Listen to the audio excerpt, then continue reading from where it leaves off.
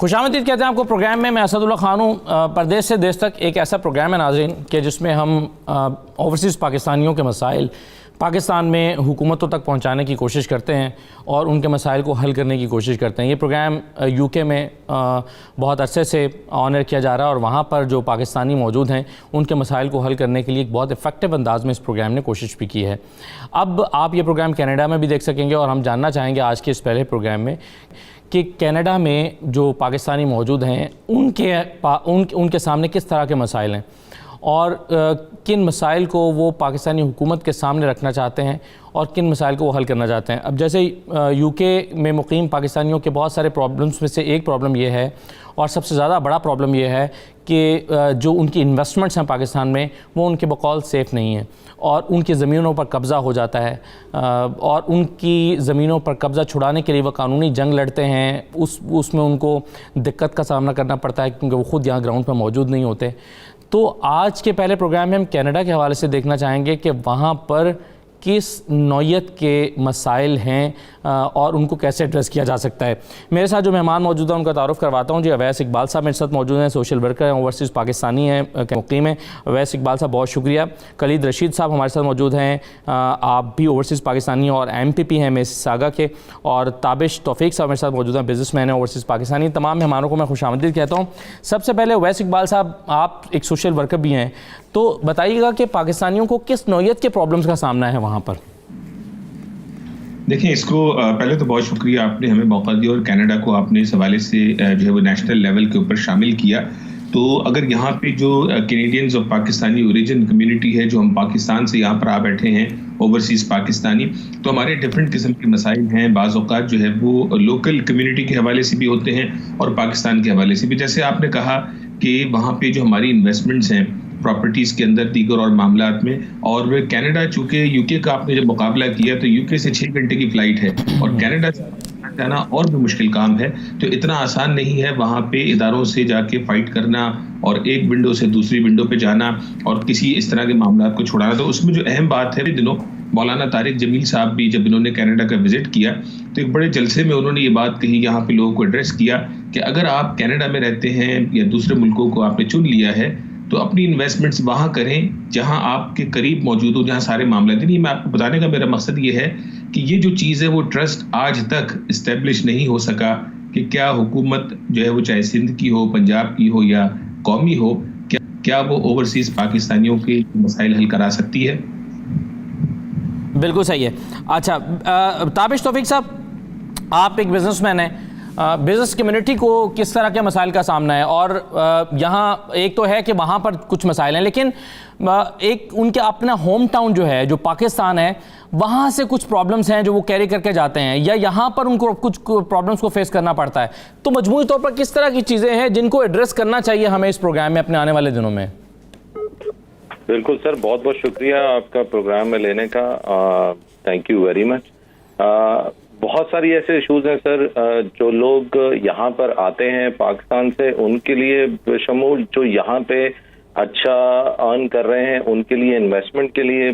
आपकी बात बिल्कुल बजा है कि लोगों की प्रॉपर्टीज पे पाकिस्तान में कब्जा हो जाता है, लोगों का ट्रस्ट लेवल वैसा नहीं है जैसा होना चाहिए कि पाकिस्तान में इन्वेस्ट वो कर सके। इस हवाले से अगर 92 न्यूज़ जो ये प्रोग्राम कर रहा है, ये बहुत ही अच्छा प्रोग्राम है।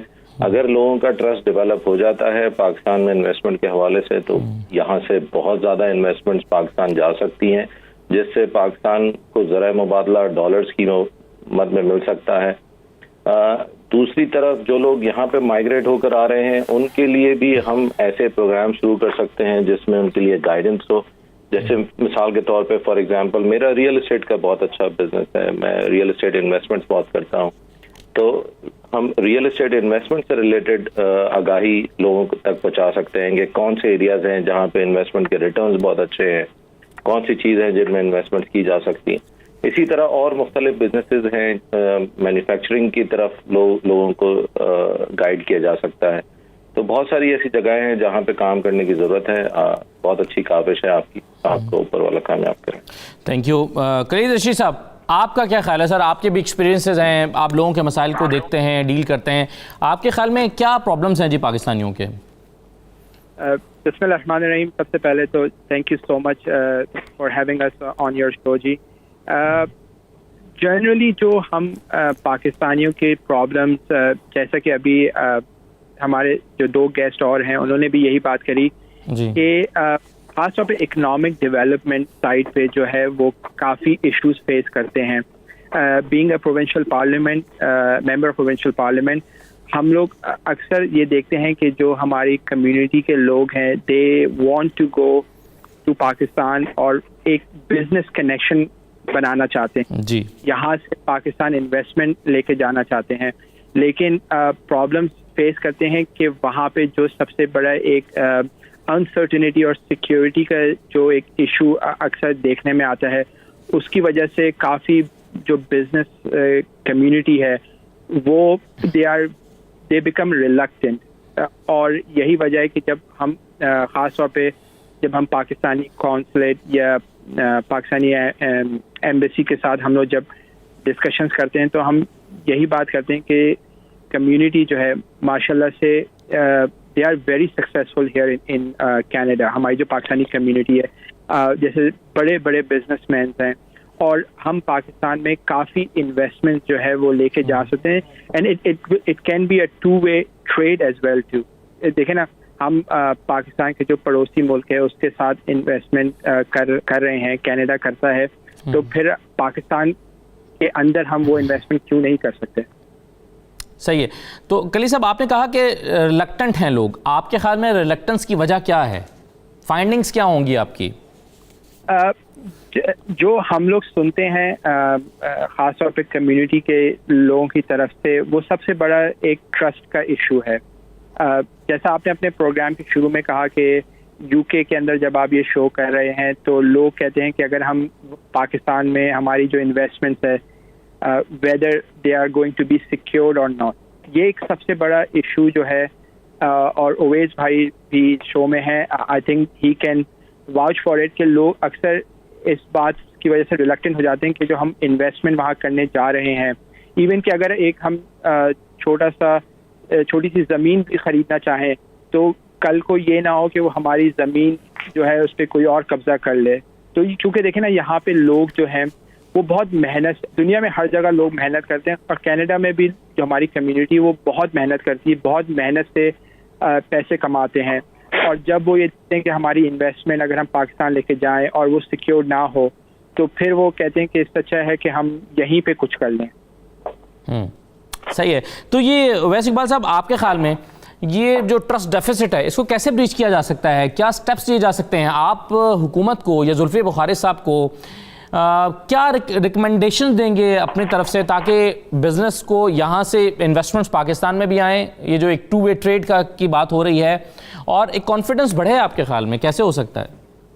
देखिए, बड़ा इसका आसान तरीका है, ये सिर्फ तब ही मुमकिन है जब एक्शंस के जरिए जो है वो ये चीज़ प्रूव की जाए। अब अगर हम पाकिस्तान की तरफ देखते हैं और वज़ीर आज़म इमरान खान और उनकी टीम और जो मुल्क को दरपेश मसाइल हैं उनको देखते हैं तो ऐसा लगता है कि जो हमारे मुल्क के इंटरनल मसाइल हैं अगर वो उनसे ही निमट जाए तो बड़ी बात होगी, तो ओवरसीज तो वैसे ही लिस्ट में सबसे आखिर में आता है। तो अगर जुल्फी बुखारी साहब इस पे इंटरेस्ट रखते हैं तो जो है वो रेगुलरली, जिस तरह 92 HD की ये एफर्ट है, अगर आपने यूके के जो मसाइल हल किए, इसी तरह कनाडा से जो आपको फाइलें मिलना शुरू होंगी, जब वो मसाइल हकीकी माना में हल होना शुरू होंगे तो ही मुमकिन है कि ये कॉन्फिडेंस जो है वो डेवलप होना शुरू हो। लेकिन सवाल ये होगा, साल 2 साल बाद जब इमरान खान साहब की हुकूमत का जब वक्त पूरा होगा तो उसके बाद फिर क्या होगा? तो ये जो कंटिन्यूएशन है ना, जैसे आप देखें चाइना ने CPEC पे आर्मी से जो है वो गारंटी मांगी, इतना बड़ा मनसूबा है, तो हमारे यहाँ लोग आर्मी की तरफ देखते हैं, हमारे यहाँ हुकूमतें तब्दील हो जाती हैं और उसके बाद मैंडेट्स बदल जाते हैं और मामला बदल जाते हैं। अगर आप इजाजत दें तो मैं एक और सेंसिटिव इशू है जी हमारी का, वो मैं बताना चाहूंगा, खास तौर पे जो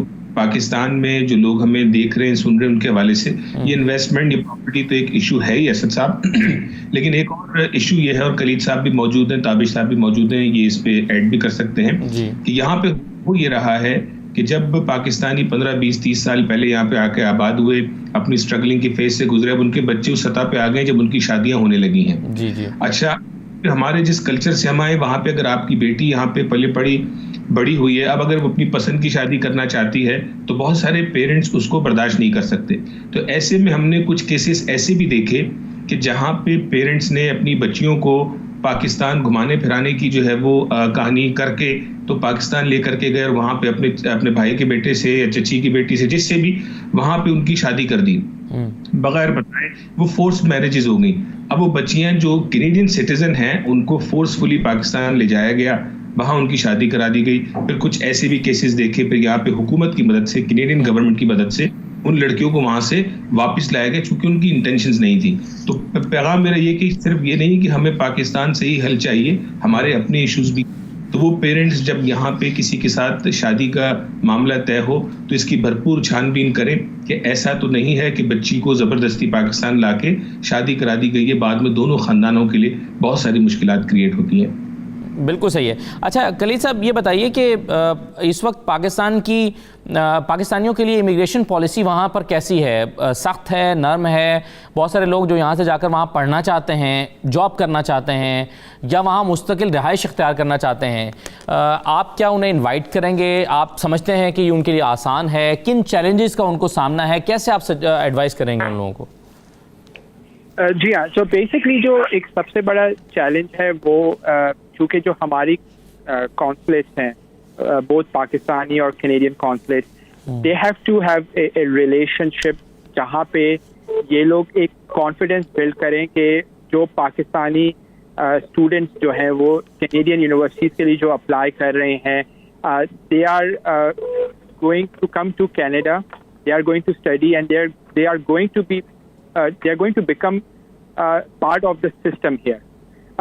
अक्सर हम देखते हैं कि अगेन जो हमारे पाकिस्तान के जो पड़ोसी मुल्क है इंडिया, वहाँ से बहुत स्टूडेंट्स जो हैं वो यहाँ कनाडा में और ख़ास तौर पे ओंटारियो प्रोविंस के अंदर आ रहे हैं। और उसकी वजह ये है कि एक जो दोनों कंट्रीज का एक जो कॉन्फिडेंस बिल्ड हुआ है कि वहाँ से जो स्टूडेंट्स आ रहे हैं they are going to study here, और वो खास तौर पे इतनी इन्वेस्टमेंट लेकर आ रहे हैं कि they are not going to be a burden on the system और on the society here in Canada. तो अगर हमारी कॉन्सुलेट्स जो है दोनों साइड्स की या एम्बेसीज जो हैं दे वर्क टुगेदर, इंशाल्लाह उम्मीद है कि पाकिस्तानी स्टूडेंट्स जो हैं वो भी बहुत ज़्यादा तादाद में यहाँ पे आना शुरू होंगे। लेकिन अगेन वही बात आ जाती है कि ट्रस्ट एंड कॉन्फिडेंस बिल्ड करना है। ठीक है। अच्छा राइट, जी जी जी जी जी कि 2018 में कनाडा ने एक सिस्टम शुरू किया था, उसका नाम था SDS, स्टूडेंट डायरेक्ट स्ट्रीम, जिसके तहत 4 ममालिक को स्पेशल एक्सेस दिया गया था, चाइना, इंडिया, फिलीपींस और वियतनाम। उसके बाद जब ये हुआ तो इंडिया से बड़ी तादाद में स्टूडेंट्स आने शुरू हो गए। तो यहाँ पे जो पाकिस्तानी कम्युनिटी है उसने गवर्नमेंट को लॉबी करना शुरू किया। हमारे मेंबर ऑफ पार्लियामेंट इकरा खालिद साहिबा, सलमा जाहिद साहिबा, अदनान बशीर साहब, बिजनेसमैन, दीगर मीडिया के लोग और बहुत सारी जो है वो लोगों ने मिलके इसे इन्फ्लुएंस किया। तो 2019 जुलाई में जो हमारे इमिग्रेशन मिनिस्टर हैं अहमद हुसैन साहब, उन्होंने पाकिस्तान को भी उस स्टूडेंट डायरेक्ट स्ट्रीम का हिस्सा बना दिया। अब 5 ममालिक हैं दुनिया भर में कि जहां से स्टूडेंट जो है वो फास्ट ट्रैक जरिए 3 हफ्ते के अंदर आपको स्टूडेंट वीजा मिल सकता है अगर आप वो रिक्वायरमेंट्स पूरी कर दें। पहले पाकिस्तान का गालिबन 90 से 90% से ज्यादा रिजेक्शन रेट था पाकिस्तानी स्टूडेंट्स के लिए। यूनिवर्सिटीज एडमिशन दे देती थी लेकिन वीजे के लिए आप अप्लाई करें तो वीजा रिफ्यूज हो जाता था। तो अब अगर आप SDS सिस्टम की रिक्वायरमेंट्स को मीट करते हैं तो आप जो 3-4 वीक्स के अंदर आपको बआसानी वीजा मिल जाएगा। तो जो लोग हमें देख रहे हैं, सुन रहे हैं, वो उसको गूगल कर सकते हैं। SDS student direct stream Canada जो प्रोग्राम है उसके तहत जो है वो बआसानी होपफुली पाकिस्तानी स्टूडेंट्स भी अब जो है वो इन 4 ममालिक से आने वाले स्टूडेंट्स को ज्वाइन कर सकें। बिल्कुल सही है, बिल्कुल सही है। ये बहुत अच्छा आपने नुक्ता उठाया ताकि स्टूडेंट्स की रहनुमाई हो गई आपकी इस बात से कि SDS जो है उसके थ्रू वो उनको रहनुमाई मिल सकती है। ताबिश तौफीक साहब, मुझे ये बताइए कारोबारी हालात कैसे हैं इस वक्त कनाडा में? वहाँ कोरोना की वजह से ज़ाहिर है पूरी दुनिया ही मुतासर हुई थी, क्या कनाडा भी मुतासर हुआ और क्या इस हद तक मुतासर हुआ कि वहाँ पर लोगों के लिए चैलेंजिंग हो गया कारोबार करना या नॉर्मल है सूरत हाल? सर, कारोबारी हालात वाकई में जैसे पूरी दुनिया पे असरात पड़े थे वैसे ही कनाडा के ऊपर भी पड़े थे। बट यहाँ पे एक थोड़ा सा जो कारोबारी हालात हैं वो ड्रिवन होते हैं मोस्टली रियल एस्टेट मार्केट के थ्रू। रियल एस्टेट मार्केट का बड़ा इम्पैक्ट पड़ता है दूसरे कारोबारों के ऊपर। तो कैनेडियन गवर्नमेंट ने एक बड़ा अच्छा कदम उठाया था कि इन्होंने इंटरेस्ट रेट कम कर दिए थे राइट अवे जब ये पेंडेमिक शुरू हुआ था। जी। जिसकी वजह से रियल एस्टेट मार्केट में एक दफा फिर बूम आ गया और रियल एस्टेट मार्केट इस वक्त बहुत ही अच्छे नोट्स पे जा रही है। उसकी वजह से ट्रिकल डाउन इफेक्ट और दूसरे कारोबारों पे, दूसरे बिजनेसेस के ऊपर भी आना शुरू हो गया। एक मार्केट जो काफी हिट हुई थी वो रेस्टोरेंट मार्केट थी, लेकिन उसके ऊपर भी इन्होंने अब काफी काबू पा लिया है और वो दोबारा अपने पैरों पर खड़े होने जा रही है। फूड बिजनेस दोबारा से अच्छा होता जा रहा है। एक छोटी सी बात मैं कहना चाहूंगा, ये जो ओवैस साहब ने एक बात की है, बड़ी अच्छी बात की इन्होंने STS के बारे में। इसके ऊपर तो पूरा एक प्रोग्राम 92 चैनल को करना चाहिए जिसके ऊपर वो आगाही लोगों तक पहुंचाई जाए, नए स्टूडेंट्स तक पहुंचाई जाए। क्योंकि जब जैसे हम कारोबारी दुनिया से हमारा ताल्लुक है, हम रियल एस्टेट से हमारा ताल्लुक है, हम जब देखते हैं यहाँ पे दूसरी कम्युनिटीज, खासतौर पे Indian community, they are very much into it. उनके स्टूडेंट्स हजारों की तादाद में हर साल यहाँ पे आ रहे हैं। उनके स्टूडेंट्स, उनका यहाँ पे एक प्रॉपर चैनल है, नेटवर्क है, जिसके थ्रू लोग एक प्रोसेस के थ्रू स्टूडेंट और फिर वर्क परमिट और फिर इमिग्रेशन की तरफ जाते हैं। वेरएज हमारे पाकिस्तान से स्टूडेंट्स सैकड़ों की तादाद में भी नहीं आ रहे। जब हम सेम प्रोग्राम का हिस्सा हैं, पाकिस्तान उसमें शामिल है, तो इसकी आगाही बहुत होनी चाहिए, बहुत अच्छे लेवल पे होनी चाहिए। बिल्कुल आपने सही तजवीज़ किया कि इस पर हमें प्रोग्राम हम प्लान कर सकते हैं और हम इस पर ज़रूर करेंगे प्रोग्राम, और ताकि जान सकें कि प्रॉब्लम्स क्या हैं और इसको कम, मतलब ये वजह क्या है कि सैकड़ों में भी लोग नहीं जा रहे और इस तादाद को कैसे बढ़ाया जा सकता है। एक छोटा सा ब्रेक ले लेते हैं, कुछ और चीज़ों पर बात हमारे साथ रहिए।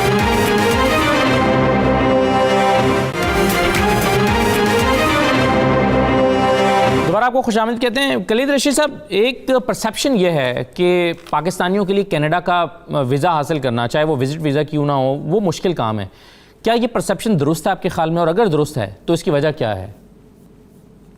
एक्चुअली आई डोंट थिंक कि मतलब डिपेंड करता है कि कौन लोग जो हैं वो विजिट वीज़ा के लिए अप्लाई कर रहे हैं। देखें, प्रॉब्लम आती है जब लोग जो हैं वो अपने पेपर वर्क जो कर रहे हैं, इवन विजिट वीज़ा के लिए, उसमें अगर वो लोग जो है वो सही इंफॉर्मेशन ना भरें या मिस इंफॉर्मेशन दें।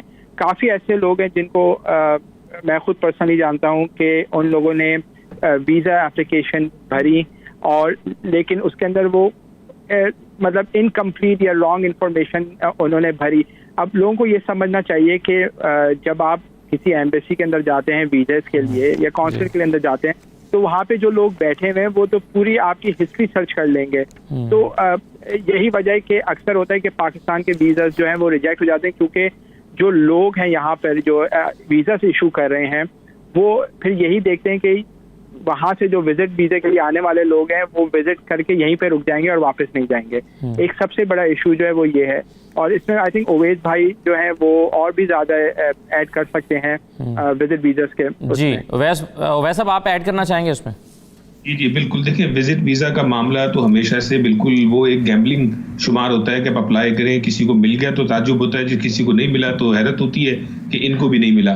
तो ये मसला जो है वो हमेशा से जारी है, और इसमें जब हम यहाँ पे राब्ता करते हैं, हमारे जो मेंबर ऑफ पार्लियामेंट हैं या जो इमिग्रेशन डिपार्टमेंट है, जब उनसे बात करते हैं तो पता चलता है कि जो वीज़ा ऑफिसर है जो एम्बेसी में बैठा हुआ है पाकिस्तान में, इस्लामाबाद में, दीगर जगहों पे, उसके पास इतनी ज़्यादा पावर है कि ये भी इसको इन्फ्लुएंस नहीं कर सकते, और उसकी जेब में इतने कार्ड्स हैं आपको रिफ्यूज़ करने के कि आप एक मसला हल करें तो दूसरे से वो आपको रिफ्यूज़ करेगा। तो जैसे कली साहब ने कहा, उसमें ये कि जो लोग कनाडा का वीज़ा अप्लाई करना चाहते हैं, ख़ासतौर पर विजिटर वीज़ा, तो उनके जो यहाँ पे जो रिलेटिव्स मौजूद हैं, उनकी प्रॉपर डॉक्यूमेंटेशन, उनका जो है वो यहाँ से सारी चीज़ों को सही से बना के भेजना, और उसके बाद भी एंड में वो लक के ऊपर ही मामला आप करेगा। और ये मामला गालिबन शायद कभी भी जो है वो मुकम्मल स्ट्रीमलाइन होने वाला नहीं, कि कुछ रियलिटीज़ ऐसी हैं कि जिनको हमें भी मद्देनजर रखना होगा कि हमारे यहाँ बहुत सारे जो है वो केसेस के अंदर जो है वो फॉल्स इन्फॉर्मेशन भी डाली जाती है, ठीक है, जाली डॉक्यूमेंट्स भी लगाए जाते हैं, और हम सब जानते हैं कि हमारे यहाँ पे ऐसे मामलात होते हैं। जब तक वो यानी हम ज्यादा वजन हमारा उस तरफ हो जाता है इन लोगों की निगाह में, जब तक वो बैलेंस जो है वो दोबारा से वापस नहीं आएगा कि पाकिस्तान में रहने वाले भी ज़ाहिर अच्छे लोग हैं और सच बोलने वाले लोग हैं, और यहाँ पे आके अपने विजिट से वापस जाने वाले लोग भी हैं। तो इसमें एक टाइम टेकिंग प्रोसेस है, आहिस्ता आहिस्ता जो है वो हम इम्प्रूवमेंट देख रहे हैं, लेकिन लार्जर स्केल में इट विल टेक टाइम। वैसे अब आपके ख्याल में पाकिस्तानी सफारत खाना कितना मुतहरिक है यहाँ, और किस हद तक वो रोल प्ले करता है यहाँ पाकिस्तानियों को सपोर्ट करने के लिए?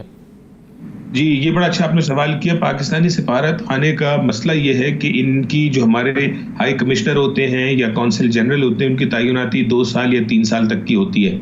जब वो आते हैं तो 4, 6, 8 महीने तो उनको ले ऑफ द लैंड समझने में लग जाते हैं। बाय द टाइम वो अंडरस्टैंड करते हैं तो उनका तकरीबन आधा टेन्योर गुजर चुका होता है। तो ये साइकिल एक चलती रहती है, तो कभी भी वो सॉलिड कंटिन्यूएशन हमें नहीं मिलती। लेकिन पर्सनैलिटी टू पर्सनैलिटी होता है। कुछ ऐसे लोग हैं कि जो वाकईतन पाकिस्तान की फ्लैग को ऊंचा करना चाहते हैं, तो वो ट्रेड पे फोकस करते हैं, कम्युनिटी इंगेजमेंट पे फोकस करते हैं। तो ये इंडिविजुअल बाय इंडिविजुअल है। पिछले दिनों हमारे जो हाई कमिश्नर हैं रजा बशीर तारड़ साहब मोहतरम, उनसे हमने बात की, तो मैं समझता हूँ कि आपके जो नागरिक जानना चाहेंगे कि कनाडा में आखिर पाकिस्तानी रहता कितना है, हमारी तादाद क्या है। तो जब उनसे बात हुई तो उन्होंने ऑफिशियल नंबर से जुलाई 16, 2020 के नंबर हैं, यानी 1 महीना पहले के, तो उन्होंने बताया कि टोटल 1,91,790, यानी यूं कह लें कि 2 लाख के करीब पाकिस्तानी ऑफिशियल जो आदाद शुमार इनके पास हैं वो रहते हैं। इसमें अगर हम उसको थोड़ा सा डिवाइड कर लें तो जो मेजर हमारा एरिया है वो टोरंटो एरिया, यानी टोरंटो और उसके अतराफ के जो शहर है, मतलब लंदन, विंडसर, उसमें तकरीबन 1,34,000 पाकिस्तानी रहता है। और दीगर और इलाकों का हमारे पास किसी और प्रोग्राम में बता भी सकेंगे, मॉन्ट्रियल वगैरह की में तकरीबन 9,500, वैंकूवर जो वेस्टर्न एरिया है वहाँ 41,000 के करीब हैं, और ऑटवा और दूसरे दीगर छोटे शहरों में 6,500 लोग हैं। तो ये पाकिस्तानियों की टोटल जो है वो तादाद है तकरीबन 2 लाख। और एम्बेसी का जहाँ तक आपने कहा, खास तौर पे कोविड के हवाले से बात करें, यहाँ पे जो पाकिस्तानियों का एम्बेसी से जो लेना देना है वो 2 हवालों से, एक तो अपनी आईडीज, पासपोर्ट, नादरा, इन चीज़ों के हवाले से जो कि सारा ऑनलाइन हो चुका है, तो उसमें अब इतनी कॉम्प्लिकेशंस मौजूद नहीं है। रहा दूसरा ताल्लुक, जैसे कली साहब ने कहा, हम अक्सर सवाल पूछते हैं अपने एम्बेसडर से, हाई कमिश्नर से, कि आखिर जस्टिन ट्रूडो साहब या इमरान खान साहब, दोनों में से कोई कनाडा आएगा या कैनेडियन वजीर आजम पाकिस्तान कब जाएंगे? तो इसका हमें कोई खातिर खा जवाब आज तक जो है वो नहीं मिला। शायद डिप्लोमेसी तक मसाइल हैं, और पाकिस्तानी जो यहाँ मौजूद है वो देखना चाहते हैं कि जिस तरह दूसरे मुल्कों के वज़ीर आज़म जो है वो पाकिस्तान का दौरा करते हैं, या जो है वज़ीर ख़ारिजा पाकिस्तान के दूसरे मुल्कों का दौरा करते हैं, तो क्या वजह है कि वो कनाडा नहीं आते? आप ही वैसे इसका जवाब दीजिए कि आपके ख्याल में क्या वजह है कि नहीं आते? इम्पॉर्टेंट नहीं है, फॉरेन पॉलिसी में उसकी कोई इतनी ख़ास जगह नहीं है, पाकिस्तान को लगता है कि ट्रेड के लिए यहाँ पर ज़्यादा मार्जिन नहीं है, या चूँकि स्ट्रेटेजिक पॉइंट ऑफ व्यू से इम्पॉर्टेंट नहीं है इसलिए इम्पॉर्टेंट नहीं है? क्या वजह क्या है आपके ख्याल में? पता नहीं, मुझे तो लगता है, देखिए स्ट्रेटेजिकली तो पाकिस्तान एक इम्पॉर्टेंट मुल्क है, लेकिन शायद ऐसा लगता है कि पॉलिटिकल जो इनस्टेबिलिटी है हमारी कंट्री के अंदर, वो शायद जो है वो दीगर मुल्कों को शायद हमसे दूर रखे हुए हैं। उनका मफाद उस तरह से स्टेब्लिश नहीं हो पाता कि मैं आज आपके साथ एक बात लिंक कर लूं, कल 6 महीने बाद, साल बाद जो है वो वहाँ महाजाराई शुरू हो जाएगी। तो हमारे, क्योंकि हर मुल्क अपने इंटरेस्ट को प्रोटेक्ट करना चाहता है। कनाडा अपने इंटरेस्ट को प्रोटेक्ट करेगा, बिला वजह दौरे करने का फायदा कोई नहीं है। बिल्कुल सही है। अच्छा, एक चीज़ मुझे ताबिर साहब ये बताइए कि पाकिस्तानी ज़्यादातर वहाँ पर बिजनेस करते हैं या जॉब्स करते हैं, और फिजिबल क्या है, ज़्यादा बेहतर किस ऑप्शन को समझते हैं वो? देखिए, न्यू कमर के लिए तो एडवाइजेबल भी यही होता है कि आप पहले जॉब करें, सिस्टम को समझें। जब आपको सिस्टम समझ में आए तो अपने नेचर के हिसाब से जो भी आपका एक्सपीरियंस है उसके हिसाब से जो आप करना चाहते हैं वो करें। लेकिन इवेंचुअली मेजॉरिटी जो है हमारी पाकिस्तानियों की वो जॉब, नौकरी पेशा है। मेजॉरिटी उसमें आईटी से रिलेटेड लोग हैं, आईटी जॉब्स कर रहे हैं। बिजनेस सेक्टर में बहुत कम लोग हैं, लेकिन इसमें ग्रोथ इवेंचुअली बहुत तेजी से बढ़ रही है। बिजनेस सेक्टर में काफ़ी पाकिस्तानी अब तादाद बढ़ रही है। बिल्कुल सही है। अच्छा कलील साहब, एक चीज़, आपने इलेक्शन लड़ा, हम यहाँ पर जैसे पाकिस्तान में कल्चर है कि जब आप इलेक्शन लड़ते हैं तो आपके वोटर्स अपनी एक लिस्ट ऑफ डिमांड्स आपके सामने रखते हैं कि जी ये हमारे मसाइल हैं, आपको ये हमें हेल्प करना पड़ेगी।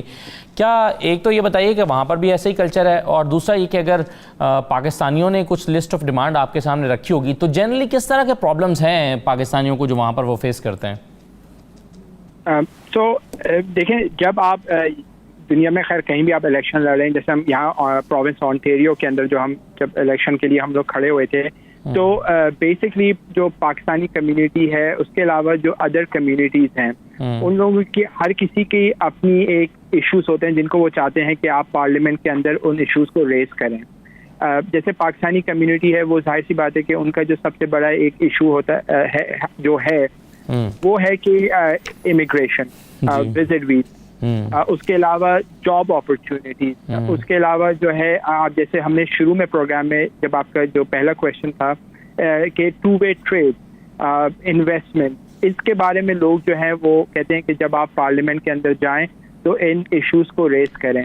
अब जैसे कि अभी ऑन्टेरियो प्रोविंशियल पार्लियामेंट के अंदर जो है वो मैं वाहिद पाकिस्तानी हूँ गवर्नमेंट की साइट पे, तो जब हम टेबल पे बैठे हुए होते हैं और पॉलिसी डिस्कस हो रही होती हैं तो मैं हमेशा जो है वो इन्वेस्टमेंट और ट्रस्ट ट्रेड के बारे में पाकिस्तान के साथ ऑन्टेरियो प्रोविंस की बात हमेशा रेस करता हूँ।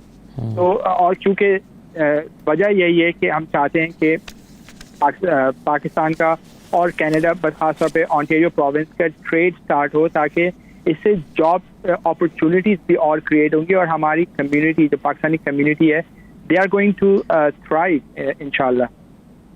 राइट सर, एक छोटा सा मैं ब्रेक ले लूँ, प्रोग्राम में पहलू है इस पर बात करते हैं, एक छोटा सा ब्रेक लेकर वापस आते हैं।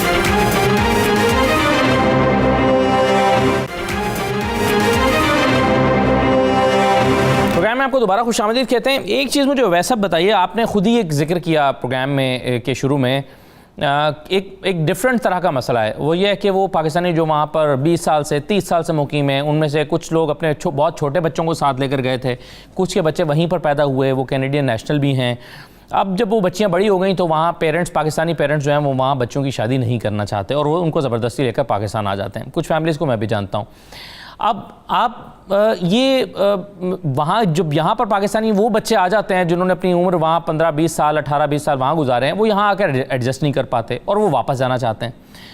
अब क्या कुछ ऐसे बच्चे भी हैं जो वहाँ पर राब्ता करते हैं या वहाँ से हेल्प सीख करते हैं, या वो वहाँ पर अपने तौर पर जाना चाहते हैं, कैनेडियन गवर्नमेंट की हेल्प चाहते हैं कि वो पाकिस्तान से वहाँ पर उनको बुलाए उनकी पेरेंट्स की मर्ज़ी के ख़िलाफ़? इस तरह के केसेस क्या होते हैं? और जाहिर है अगर होते हैं तो ये बड़े कॉम्प्लिकेटेड से केसेस होंगे। क्या प्रॉब्लम्स होते हैं नॉर्मली? देखिए, बिल्कुल ऐसे केसेस मौजूद हैं और बड़ी कॉम्प्लिकेशन होती है और खास तौर पे कॉम्प्लिकेशन जो है वो लड़कियों के लिए होती हैं, क्योंकि लड़कियों को ही फोर्स किया जाता है, वहां लेकर गए आपको कुछ कह के और वहां जाके आपके कजन से किसी मिलने वाले से शादी करा दी और लड़की के लिए तो एकदम शॉकिंग हो गया। अब वो लड़की जो है उस माहौल से, उस घर में बंद कैद है, वो कैसे बाहर निकले और किस तरह से किससे मदद हासिल करे और जहाज में बैठ के कनाडा वापस पहुंचे, तो ऐसा तो आसानी से मुमकिन नहीं है वहां पर। तो ऐसी सूरत हाल में फिर डिपेंड करता है कि उस फैमिली में लड़की का भाई है या कौन है जो उसकी इस मुश्किल में उसकी मदद करना चाहता है, या वो लड़की जब अपने होशो हवास में वापस आती है उस शॉक के बाद 2 महीने 3 महीने 4 महीने के बाद, तो वो किसी ना किसी तरह से राब्ता करती है कैनेडियन हाई कमीशन से, कैनेडियन गवर्नमेंट से, और उसके बाद जो है वो फिर मुख्तलिफ अंदाज में, एक केस मेरे सामने से गुजरा, फिर मुख्तलिफ अंदाज में, जैसे अब मिसाल के तौर पर उस लड़की को कहा गया कि आप किसी तरह से फलानी मार्केट तक आप पहुंचे या किसी तरह से घर से बाहर निकलें किसी बहाने के जरिए, जिसके तहत फिर आपको जो है वो जो भी अथॉरिटी है, जो भी इदारा है, वो किसी तरह से आपको हेल्प करके जहाज में बिठा के आपको कनाडा तक पहुंचा दे, क्योंकि वो उस लड़की का हक है, कैनेडियन सिटीजन है, उसकी ईमा के खिलाफ कोई काम किया गया या उसकी जान को खतरा है या उसकी है, तो इस तरह से जो है वो लाजमन मदद हासिल की जाती है। और ऐसी फैमिलीज हैं कि जिनको बाद में फिर बड़ी मुश्किल का सामना है। दोनों जानिब जो है वो, अव्वल तो पेरेंट्स को भी ऐसा काम नहीं करना चाहिए जो है वो, लेकिन बहरहाल ये एक सेंसिटिव इशू जरूर मौजूद है। बिल्कुल सही है। और हमने कुछ फैमिलीज़ के केसेस में ऐसा भी देखा है कि पेरेंट्स जो है वो अगर 20 साल का टारगेट जेन में लेकर गए थे कि उन्होंने 20 साल बाहर रहना और फिर वापस अपने बहन भाइयों और फैमिली के पास आ जाना है, अब वो तो अपने ख्वाब को लेकर ड्रीम पूरा करने के लिए वापस आ जाते हैं कि जी मेरा टारगेट पूरा हो गया, लेकिन फिर बच्चे जो हैं वो पाकिस्तान में एडजस्ट नहीं कर पाते, क्योंकि ज़ाहिर है उनका ब्रॉटअप वहाँ का है, उनकी स्कूलिंग वहाँ की है और वो यहाँ इस सोसाइटी में एडजस्ट भी नहीं कर पाते और वो वापस जाना चाहते हैं, तो फिर फैमिली के अंदर भी एक कॉन्फ्लिक्ट पैदा होता है। बहरहाल ये इशू तो है और जिसको एक पेरेंट्स ही मेरा ख्याल है बेहतर तरीके से एड्रेस कर सकते हैं। आप कुछ कहना चाह रहे हैं इसमें? वैसा ये कहना चाहूंगा, ये इशू तो जाहिर है पेरेंट्स ही एड्रेस करेंगे, हमारा तो काम था लोगों तक इसकी आगाही दें। दूसरा पॉइंट मैं ये कहना चाहूंगा, देखिए मेरा ताल्लुक भी मिडिल क्लास फैमिली से, मुझे कनाडा आए हुए 20 साल हो गए और मैं समझता हूँ कि जो पेरेंट्स हमें सुन रहे हैं, देख रहे हैं, हर एक की ख्वाहिश होती है कि उनका बेटा, उनकी बेटी जो है वो पाकिस्तान में भी नाम बनाए और काम करें और पाकिस्तान से बाहर भी जाएं। तो देखिए हमारा जो एक चैलेंज है वो ये कि हमें हर चीज झटपट चाहिए, हमें हर चीज जादू की छड़ी के जरिए चाहिए, सब्र हमारे अंदर नहीं है। और मैं अक्सर दोस्तों को, स्टूडेंट्स को ये कहता हूँ कि देखिए, लाइन में लग के वक्त जाया करें, ना कि लाइन से बाहर, क्योंकि लाइन में लगेंगे तो विंडो पे आपका आखिरकार नंबर आ ही जाएगा। तो अपने बच्चों को थोड़ा सा उनमें पेशेंस डालें। कनाडा आज भी जो है वो इमिग्रेंट्स को वेलकम कर रहा है और हकीकी माना में लैंड ऑफ अपॉर्चुनिटी है। और मैं तो चाहता हूं कि हर मिडिल क्लास का एक बंदा पाकिस्तान से बाहर निकले, ताकि वो अपने मुल्क को भी और अपनी फैमिली को भी सपोर्ट कर सके, और निकल के पाकिस्तान में रहने वालों को एक और सीट जो है वो मैसर आए किसी भी मैदान के अंदर। ये जो इल्यूजन है ब्रेन ड्रेन का, कि पाकिस्तान से लोग चले जाते हैं, ब्रेन ड्रेन होता है, बिलीव करें कि मैं तो इसको मानता ही नहीं। ये ख्याली गुफ्तगू है। पाकिस्तान में ना तो इतनी अपॉर्चुनिटीज है कि आप सारे लोगों को मौका दे सके, तो बेहतर है जो बाहर निकलेगा दूसरे के लिए जगह बनाते हुए बाहर निकलेगा। बिल्कुल सही है। ताबिश साहब, अभी एक टर्म इस्तेमाल की वैसा आपने कहा कि लैंड ऑफ अपॉर्चुनिटीज़ है कनाडा। अब भी आपके ख्याल में किन जगहों पर ज़्यादा स्कोप है पाकिस्तानियों के लिए? जैसे बिजनेस में क्या अपॉर्चुनिटीज़ हैं, किन एरियाज़ में पाकिस्तानीज़ को अपनी एक्सपर्टीज़ डेवलप करना चाहिए अगर वो फ्यूचर में कनाडा में बिजनेस करना चाहते हैं, और इसी तरह से अगर वो वहाँ जाकर जॉब करने का इरादा रखते हैं तो क्या स्किल्स उनके पास होनी चाहिए? क्या किन शोबों में उनको अपनी स्किल्स डेवलप करके वहाँ पर जाने के लिए कोशिश करनी चाहिए? बेशक सर, नो डाउट, इसमें कोई दो राय नहीं है कि कनाडा एक लैंड ऑफ अपॉर्चुनिटीज है, और even north America is a land of opportunity.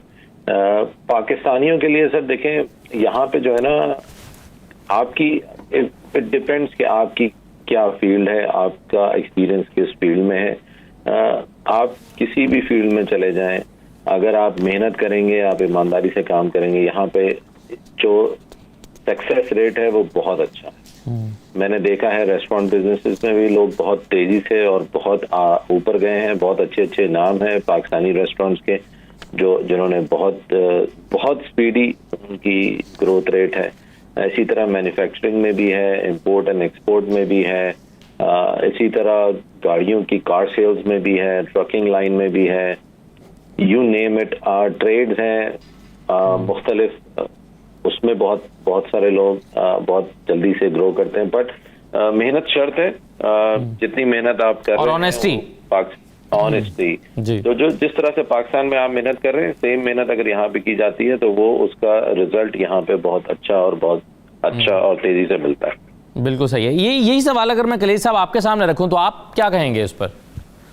जी, मैं एक्चुअली जैसे अभी ओवैस साहब और ताबिश साहब ने कहा, आई एग्री विद देम 100%। असल में होता क्या है कि जब लोग पाकिस्तान से या किसी और कंट्री से भी आते हैं तो उनका जो एक्सपेक्टेशन लेवल होता है वो बहुत ही थ्रू द रूफ होता है। अब मैं कई लोगों से, ऐसे लोगों से मिला हूँ जो कि पाकिस्तान से यहाँ आए हैं and they were in very good positions, high positions in Pakistan, banks के एग्जीक्यूटिव्स थे, और उनका ये होता है कि हम यहाँ पर आए हैं तो हम यहाँ पे किसी बैंक के डायरेक्टली जैसे एग्जीक्यूटिव ही लग जाएंगे।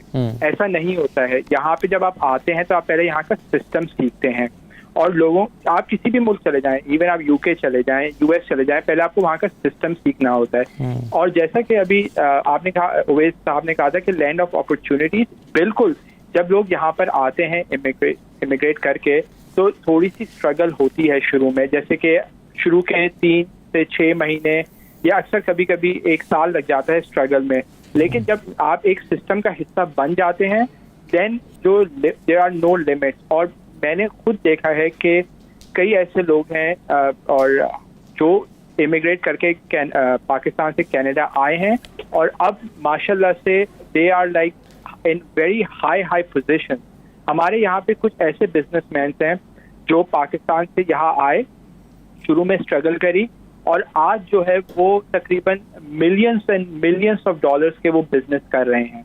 तो टू ओवैस साहब पॉइंट, लैंड ऑफ अपॉर्चुनिटी, लेकिन आपको थोड़ा सा ओपन माइंड होना पड़ेगा और थोड़ी सी स्ट्रगल के लिए रेडी होना पड़ेगा।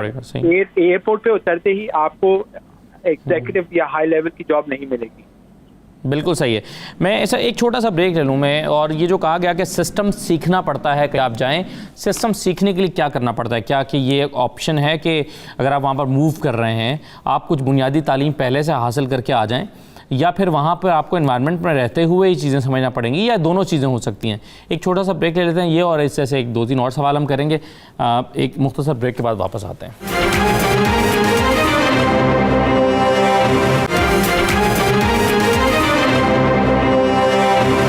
खुशामदीद। वैसे अभी एक बात हो रही थी कि आप कहीं पर भी जाएंगे थोड़ा एडजस्ट करने में वक्त लगता है, बल्कि मैं तो ये कहता हूँ कि आप किसी नई क़यामगाह में भी, आप किसी होटल में भी ठहरते हैं तो एक रात के लिए आपको वहाँ पे भी नींद ठीक से नहीं आती और दूसरे दिन जाके आपको नींद अच्छी मिलती है। तो नए एनवायरनमेंट में एडजस्ट तो करना पड़ता है। किसी नए दफ्तर में, एक ही शहर में रहते हुए नए दफ्तर में जॉब करेंगे तो कुछ दिन समझना पड़ेगा उसके सिस्टम को, ये बात तो बिल्कुल ठीक है। लेकिन क्या हम स्मार्टली ऐसे कर सकते हैं कि जो लोग विजिट पे जा रहे हैं या जॉब के लिए जा रहे हैं वो, या बिजनेस प्लान करके जा रहे हैं, कुछ बुनियादी तालीम पहले से हासिल करके आ जाएं ताकि वो जल्दी वहाँ पर चीज़ों को सीख जाएं? क्या ये मुमकिन होता है?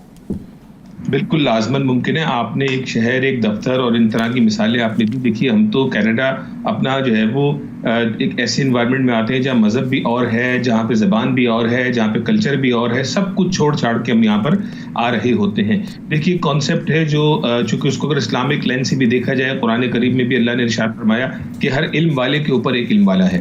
यानी उससे मुराद आप ये ले लें कि काबिल उस्ताद के बगैर मंजिल का बनना बड़ा मुश्किल काम होता है। तो होता ही है कि हमारे लोग समझते हैं कि हमें हर चीज़ का पता है, ऐसा नहीं होता। आपको क्वालिफाइड जो है वो मेंटर्स चाहिए हैं, ऐसे लोग चाहिए जो अपनी स्टोरी भी आपके साथ सिंसियरिटी के साथ शेयर करें, आपकी हैंड होल्डिंग करें। वरना होता यह है कि अगर आप किसी चीज़ की प्रेपरेशन पहले करते हैं, आपने अपने जहन से किया लेकिन आपने वक्त और पैसा तो लगा दिया, बाद में पता चला कि मुझे राइट नहीं लेफ्ट जाना चाहिए था या लेफ्ट नहीं राइट जाना चाहिए था, ऐसे में फिर होता ही है कि फिर आप यहाँ पे कनाडा में कैनेडियन सिस्टम को बुरा भला कहते हैं, फिर आप कहते हैं यहाँ जॉब्स नहीं है, यहाँ ये मसाइल है। आप उस चीज़ को नहीं देखते कि आपने गाइडेंस किसी से ली थी, अगर ली थी तो किससे ली थी और उस पर आपने अमल कैसे किया। तो मैं समझता हूँ कि बहुत सारे लोग 5 साल 10 साल ठोकरें खा के सीखते, लेकिन ज़रूरत इस अमर की है कि ऐसे लोगों को तलाश किया जाए कि जिनसे आपको सही गाइडेंस मिले और आपका जो है वो सफ़र आसान हो जाए। साथ ही साथ मैं ये कहना चाहूँगा जनाब कि हम कैनेडियन जो हमारे फेलो कैनेडियंस हैं उनका भी हम शुक्रिया अदा करते हैं, इसलिए कि जब आप देखें कि कराची में अगर लाहौर से, लाड़काना से, सक्खर से, साहिवाल से भी कोई आ जाए या कराची वाला पंजाब चला जाए तो वहाँ हमारे मुल्क में ही हमारी एक्सेप्टेंस बड़ी मुश्किल से होती है। तो इन्होंने तो हमें डिफरेंट ज़बान, डिफरेंट कलर, डिफरेंट मज़हब, हर चीज़ के साथ जो है वो हमें यहाँ पे हर तरह से कम्पीट करने का मौका फराहम किया। हम यहाँ पे ये कहते हैं कि Pakistan is our foundation and Canada is our sky scraper. हमें तालीम पाकिस्तान ने दी, हमारी अपब्रिंगिंग पाकिस्तान ने की और यहाँ हर मैदान के अंदर हम जो है वो डट के कम्पीट करते हैं। खलील साहब ने भी कहा, ताबिश साहब ने भी कहा, हर मैदान में आपको बड़े ज़बरदस्त सक्सेसफुल पाकिस्तानीज़ यहाँ पर मिलेंगे। सही है। अच्छा खलील साहब, अभी एक सवाल पहले मैंने उवैस साहब से किया था कुछ देर पहले, और मैंने उनसे पूछा था कि पाकिस्तानी सफारत खाना कितना मुतहरिक है, और जाहिर है उसके मुतहरिक होने का बड़ा इंपॉर्टेंट रोल होता है। आपके ख्याल में पाकिस्तानियों को, पाकिस्तानी शहरियों को और सफारत खाने को ज़्यादा करीब लाने के लिए क्या किया जा सकता है, और जो मुंतखब नुमाइंदे हैं क्या वो कोई रोल प्ले कर सकते हैं, वो आवाज़ बन सकते हैं पाकिस्तानियों के सफारत खाने के लिए? क्योंकि ज़ाहिर है एक आम शख्स को उस तरह से एंटरटेन करना मुश्किल होता है और एक प्रोमिनेंट फिगर को या उनके एक नुमाइंदे को अटेंड करके उसकी बात को सुनना, उसका मार्जिन ज़्यादा होता है। तो क्या आपका कोई किरदार है इसमें, या हो सकता है, या उसको बढ़ाया जा सकता है, पाकिस्तानियों की आवाज़ आप सफारत खाने तक या मुतल्लिका हलकों तक पहुँचाएँ? जी हाँ, बिल्कुल। जैसा कि हम लोग जो है वो यहाँ पे टोरंटो के अंदर जो कॉन्सुलेट है, चूँकि हम लोग यहाँ टोरंटो के अंदर रहते हैं और चूँकि मैं इस प्रोविंस को रिप्रेजेंट भी करता हूँ, तो जो मेरा सबसे एक इम्पॉर्टेंट रोल है वो ये कि मैं कॉन्सुलेट जनरल ऑफ जो पाकिस्तान की जो है यहाँ टोरंटो के अंदर, उनके साथ जो है कांस्टेंट कम्युनिकेशन, और जो लोगों के इश्यूज हैं जैसे कि इवन के पासपोर्ट का इशू हो गया, नादरा का इशू हो गया, या अगर आपको कैनेडियन पासपोर्ट पे आपको वीज़ा चाहिए, या जो पाकिस्तानी जो हैं बिजनेसमैन जो हैं जो कि पाकिस्तान के अंदर इन्वेस्टमेंट करना चाह रहे हैं, तो basically I play a role of a bridge builder between the consulate general and the individual who is looking for some services. और उसके अलावा जो है हमारी कोशिश होती है कि हम जो भी इश्यूज हैं, देखिए आप 100% इश्यूज तो कभी भी रिजॉल्व नहीं कर सकते, लेकिन जहां तक मुमकिन हो सकता है पाकिस्तानियों की जो भी मदद हो सकती है उसके लिए हम काउंसलेट जनरल जो है उनके साथ कम्युनिकेट करते हैं और कोशिश करते हैं कि लोगों के इश्यूज जो हैं वो हल हो जाएं। लेकिन जैसा कि उवैस साहब ने आपके इस क्वेश्चन में कहा था कि यहाँ पे चूँकि काउंसलेट जनरल या जो हमारे एम्बेसी के हाई कमिश्नर हैं वो इतनी स्पीड से चेंज होते हैं कि आप जब किसी के साथ रिलेशनशिप बनाते हैं तो दूसरे दिन पता चलता है कि जी वो आप जिनके साथ आपने रिलेशन बनाया था वो अब वहाँ मौजूद नहीं है, आप कोई एक नए रिप्रेजेंटेटिव आ गए हैं।